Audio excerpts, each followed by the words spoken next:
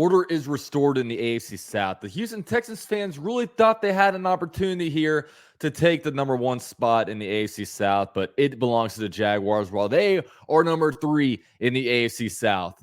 Jaguars take over. Let's get it.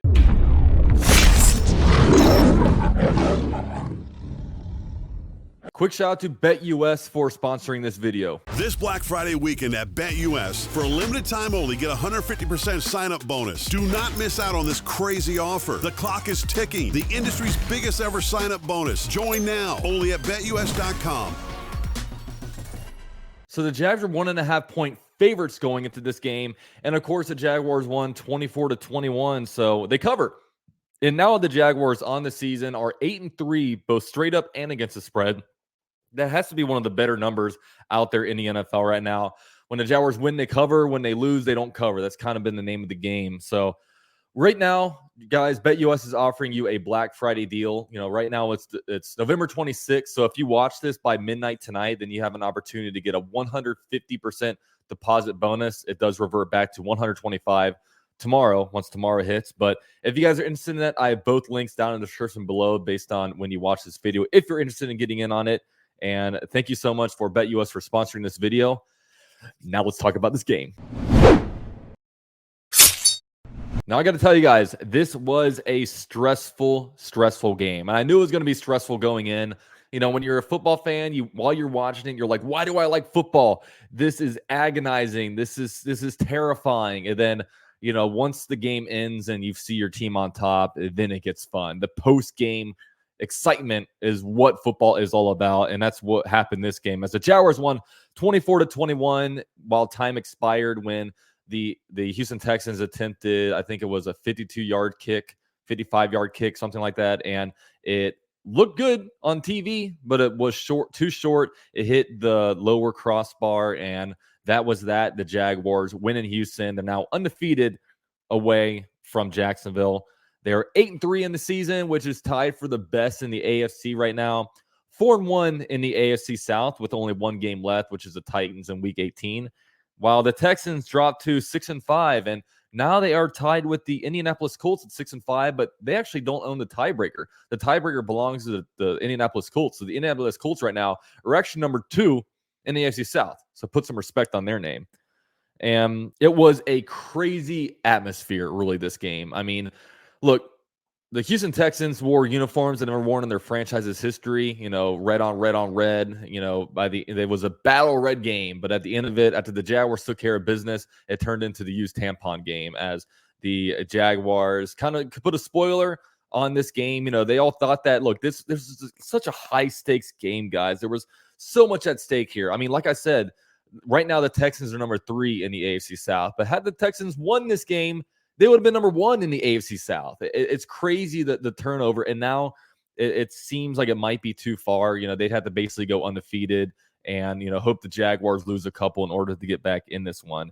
And now the Jaguars have a 2-game lead on the AFC South. So now when you look at the Jaguars standpoint, you know, the Jaguars at the very worst would have to, if the Houston Texans go undefeated, 6-0 through the rest of the year, then the Jaguars would, at worst, need to go 4-2 with a win being against the Titans in order to win the AFC South. So Jaguars definitely have some breathing room for this one, and it's very hard for a team to go 6-0.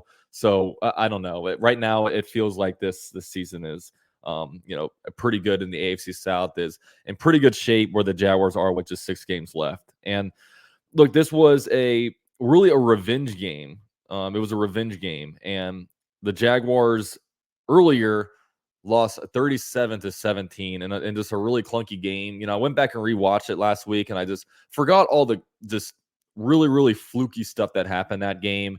And the Jaguars just kept shooting themselves in the foot, and that's how you lose by 20 points to a team like this. This time around, minimal mistakes. Of course, every game there are mistakes, but look, the Jaguars won, and look, this is what good teams do. There was a ruckus atmosphere, playoff atmosphere. You know, the Houston Texans fans showed out, and the Jaguars, that's what you got to do. You got to, if you're a good team, you need to go beat good teams in crazy atmospheres. And it's really, really good to see the Jaguars do this. And really, this was the Trevor Lawrence versus CJ Stroud game. And I tell you guys what, this could be a really, really good matchup for the next like 15 years because look, both quarterbacks are very, very good. Both quarterbacks are definitely right now at the top of the AFC South. There's some debate on who's better. I mean, me personally, I think Trevor Lawrence is better. Maybe I'm a little bit biased, but CJ Stroud has done a lot of good things. But it is kind of like, people look at the box score, CJ Stroud did this and that. Look, even Trevor Lawrence's box score wasn't that crazy. 23 for 38, 61% completion percentage, 364 yards passing, one throwing touchdown, one rushing touchdown, and one interception. So you look at that, it's like not that great. But when you actually watch the game, some of Trevor Lawrence's best throws were dropped. And there was some questionable play calling at multiple times in this game. And, like I said, you look at the box score of these games, and it's like, CJ Stroud's box score is better than Trevor Lawrence's. But if you watch that game, it'd be interesting to see what a non-biased person really thinks. Because, of course, if you're a Jaguars fan, you think Trevor played better. If you're a Houston fan, you think CJ Stroud played better. But really, both guys balled out and came to play. Trevor Lawrence's only interception came off of a ridiculous no call from the referees where they were just holding Ingram to the point where Ingram couldn't even run to the ball, and it went right into Stingley's hands. But, hey, no harm, no foul. Jaguars got the W. And, yeah, this is going to be a fun matchup. Trevor Lawrence versus CJ Stroud, and something that, hey, if you're watching the game, it may not be very fun because it's excruciating. But if you are an NFL schedule maker or you're just, somebody, you might say, hey, this is a pretty cool game. So Kirk, this game, 4 receptions for 89 yards. Ridley had 5 receptions for 89 yards. Farrell, 3 receptions for 55 yards. One really, really cool one where he was just carrying the pile, and literally Britton Strange and Evan Ingram got in on it, pushing the pile. So it was cool to see all the tight ends on the Jaguars roster get in on that action. And Ingram, 5 receptions, 49 yards. And Dearness Johnson had 1 reception for 42 yards, which was an awesome one. And defensively, Josh Allen, 2.5 sacks. Roy Robinson-Harris had a sack. Trayvon Walker had half a sack. And look, this is a weird game because the Jaguars seem to be getting pressure and seem to be getting in the backfield. It's just CJ Stroud was kind of easily able to like step around and move around. I mean, golly, it was like, okay, we're getting in the backfield, but he kept slipping out. It was really, really annoying. But yeah, CJ Stroud had himself a good game. But the defense overall, look, I think there were some different coverage busts. I mean, we play zone, and a good quarterback's going to be able to get his plays off of a zone. But they allowed 3 touchdowns, but the Jaguars offense was able to score more than the opponents. Jaguars were not able to commit any turnovers this game, but I think played just good enough to win this one. Special teams wise, Parker Washington, his first like full game as a punt returner. Actually, no, I think it was a punt returner in Tennessee. Yeah, he was last week, but I don't know. The Titans even punt that game. I barely remember, but he had one really good punt return, which was nice to see. Got a little bit nervous because he reversed field.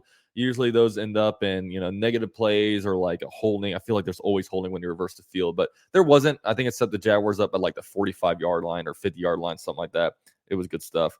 And McManus, 3 for 4 this game. Unfortunately, missed a 55-yarder, but like the Jaguars were setting him up in tough situations where they were kept, 50-plus yards. I think everything was over 45 yards, but he made most of them. Unfortunately, missed the 55-yarder, which was really, really crucial because look, Houston got the ball at the 45 after that, only down, what was it, 3 points. So, they were able to, I don't remember they tied it up, but it was like, it's such a difference if Houston's down 3 points as opposed to being down 6. It allowed them to kind of get back in the game, but no harm, no foul. Jaguars win. So it's some different random takeaways. Look, Dearness Johnson, RB2. Look, I really, really like him. He's a really good, he's better than Hasty from last year. And we know Tank struggles. And look, Tank has an ability to come back. He had one pretty nice run this game. But at this moment, Dearness, I feel safe with him in the game. He can run the ball well. He can catch the ball pretty well. He's just an overall good RB2 because, we need to start not pounding ETN too much, even though ETN did wind up with 20 carries this game quietly. The first and goal front of 1, I thought the whole thing was stupid. Look, I mean, if it was me, the Jaguars are up 6 points. Me in that situation, I probably take a delay game, scoot back up, and go up 9 points at the half. You know what I mean? Because look, that's 2 possession. Got to get these points, but and then look, if you go for it, I hate the first down call. Your first and goal front of 1. Why are you pitching it back to the 5-yard line? It was one of those plays where, look, when Trevor Lawrence played the Chargers last year in the playoffs, when he did that Trevor Lawrence dunk is what I like to call it, he basically called out on his own. He basically went for it and then dunked it. That would have been perfect because there are no linebackers there. Trevor literally could have done that same exact thing. So that was a little bit annoying. The offensive line, look, Cam Robinson got hurt, which sucks because, Cam is an inspirational player. He's a guy that really plays with a nasty energy level and stuff. But look, this offensive line might actually be better with Walker Little at left tackle and Ezra Cleveland at left guard. I'm just saying it looked better when he left. The Ridley had a really crucial drop. Look, Ridley, I talk about him. He had a bunch of receiving yards, and look, we win, no harm, no foul. But man, he's got to stop dropping those. He's really got to stop dropping those because it may not matter too much at this time of year. But look, if you do that in January, I'm not going to forgive you. I still haven't forgiven Agnew for fumbling on the 5-yard line last year. There's those kind of plays that they play on repeat in your head. So he can't be doing that. Can't be doing that. The run game continues to be sketchy at times. I would like for our run game, look, when you run it, get at least 3 yards. Get at least 3 yards. I don't want to get no gain or lose 2 yards. It's just and set up for 2nd and 12. I don't like that. I wish the offensive line was just a little more consistent at times when it comes to doing that. And the pass rush is confusing. I don't really understand the pass rushing combos in there. There were times where CJ Stroud was running all around the field. And I'm like, why can't we get him? And I look and it's Ledbetter, Blackson, Adam Gotts is chasing after him. I'm like, well, this is why you got a bunch of big dudes trying to chase after him. I don't know. It was a little bit annoying with that one, but hey, is what it is. Like I said, the Jaguars get the W. And look, the nice thing is that it feels like the Jaguars offense is finally back. Look, the Jaguars just get really good drives. Of course, some stuff like the turnover really stunk that when they held Ingram and it caused the offense to kind of stop moving. But man, Trevor Lawrence is making some really, really good throws, and like I said, some of his best throws were drops. And it's funny with Zay Jones. Zay Jones was somehow the missing piece of this offense, even though he had 1 reception for 10 yards today. It's crazy. It's crazy. So just overall, guys, smile. We are 8-3 right now. That's an unbelievable record. We all would have taken 8-3 before the season. Let's be real with ourselves. And Jaguars are dominating division opponents. Look, the first game, Texans, that took us by surprise. Okay, they did. The Jaguars were asleep that game. We kept shooting ourselves in the foot. This time around, the Jaguars were able to beat them in Houston in a playoff atmosphere. Make no mistake about it, that was a playoff atmosphere. They 100% brought it the Houston fan base this game. And now the Jaguars are tied for the best record in the AFC. For about 3 hours today, we were the number 1 seed. Unfortunately, the Chiefs did win, and the Ravens play again tonight. So we'll have to watch those ones. And look, we're tied for best record in the AFC with Monday Night Football game in Jacksonville next week. How exciting is that? And look, this is an important win because, look, we're battle tested. We were battle tested in a playoff atmosphere. With the Jaguars, look, there's some really good chances that you're going to have to maybe in the playoffs go. I don't know what seed we're going to get, but there's a good chance that, if we get the number 3 seed, let's say, there's a good chance that we need to go to Arrowhead. A very good chance that the Super Bowl is going to run through Arrowhead. You know what I mean? And look, today's environment was tough and it was crazy. But it's good that you get this experience in a close, tight game, a game with lead changes. It's a lot better of a win than if you just blow them out by 30 points than CJ Beathard is playing with 10 minutes to go in the fourth quarter, similar to last season.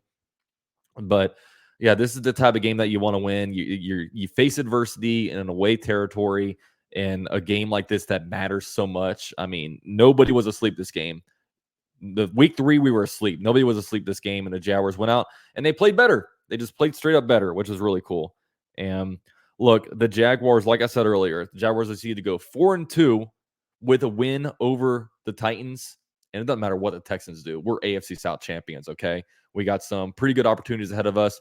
Buccaneers, Panthers, Browns without their starting quarterback, Titans, you know what I mean? There's some good opportunities. So let's do this. But look, I'm not satisfied with an AFC South title. Not satisfied. Let's get that number 1 seed, man. Let's get that number 1 seed. How fun would that be? That would be absolutely crazy. So with all that said, thank you to BetUS for sponsoring this video. Like I said, 125%. And if you watch this on Sunday, 150% deposit bonus down below. And look, thank you guys for being here. Drop likes. I made some Texans fans very, very angry today, especially on Twitter. It's a fun day. And it's a good day to be a Jaguar. So please do me a favor, drop a like on your way out, drop a comment, let me know what you think, and go Jags.